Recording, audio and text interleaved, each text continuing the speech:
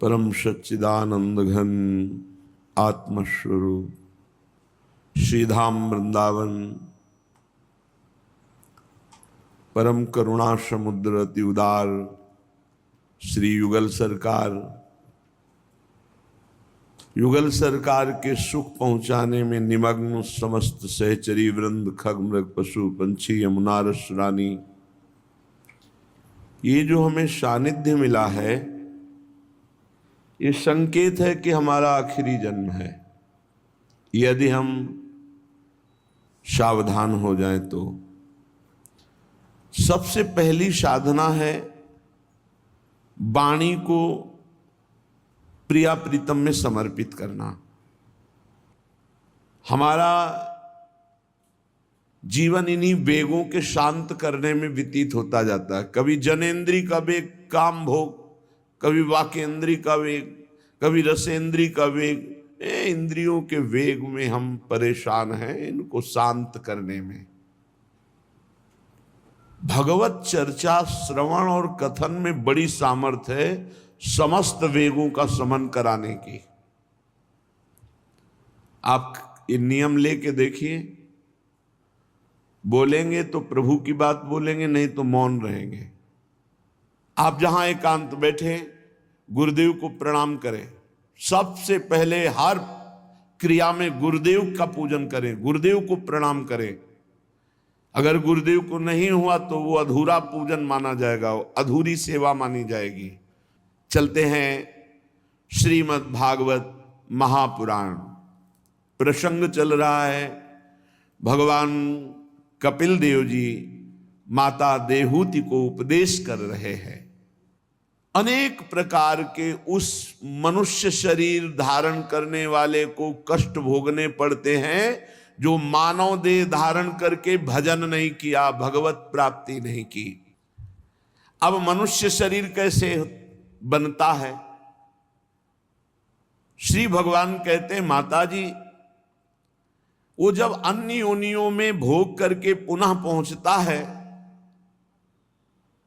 तो उसे मनुष्य योनि का जब विधान बनाया जाता है तो पहले वो वर्षा के द्वारा जीव अन्न में पहुंचता है और अन्न के द्वारा माता पिता के उदर में पहुंचता है।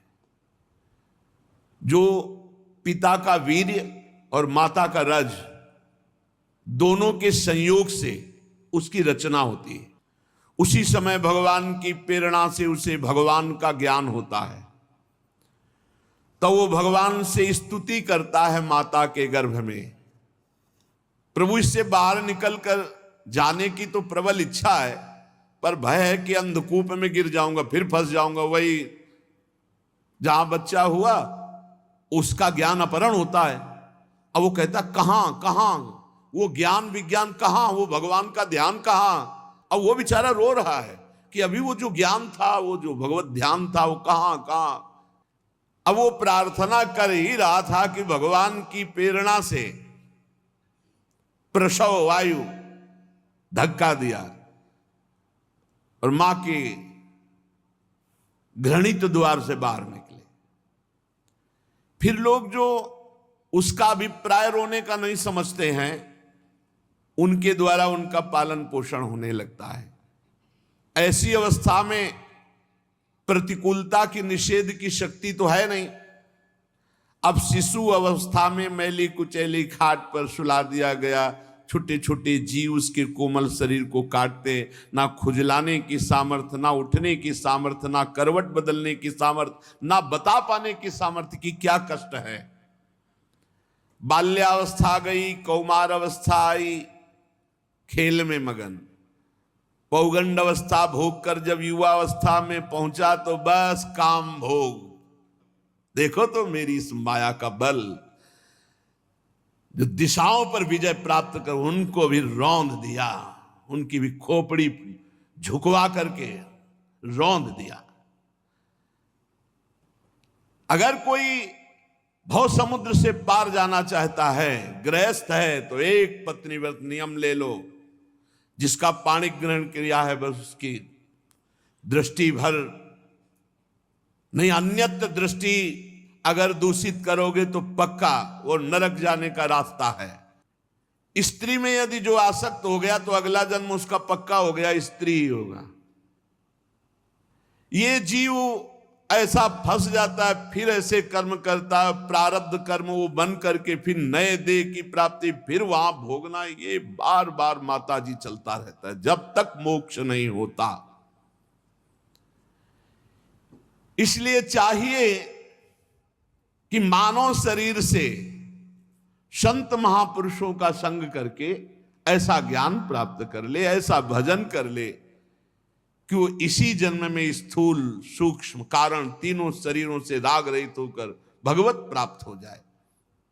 उपासक को चाहिए कि ये सब सुनकर भयभीत ना हो जाए, कमजोरी ना आने पावे। भय मत करो, भगवान हजारों जन्मों की सेकंड में बिगड़ी बना देने वाले हैं। भरोसा रखो और अपने स्वरूप का थोड़ा तो ज्ञान रखो। तुम अविनाशी हो, निर्लेप हो, निर्विकार हो, तुम्हें कोई कभी गंदा कर ही नहीं सकता। तुमने गंदगी बटोर रखी, बस उसे छोड़ना है। धैर्य पूर्वक नाम जप करते हुए निसंग भावना से इस माया चक्र को तोड़ना है, जन्म मरण के चक्र को।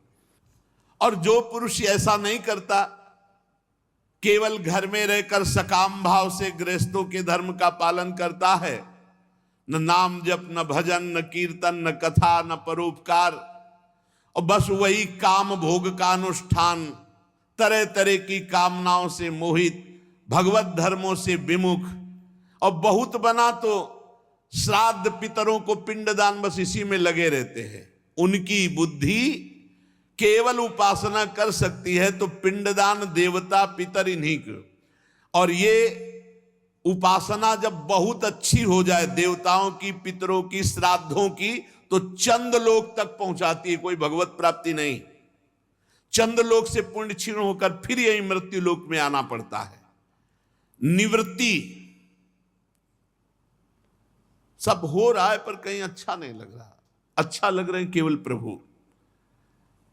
हो रहा है पर कहीं आसक्ति नहीं है, क्योंकि पता है सब मायाकृत है।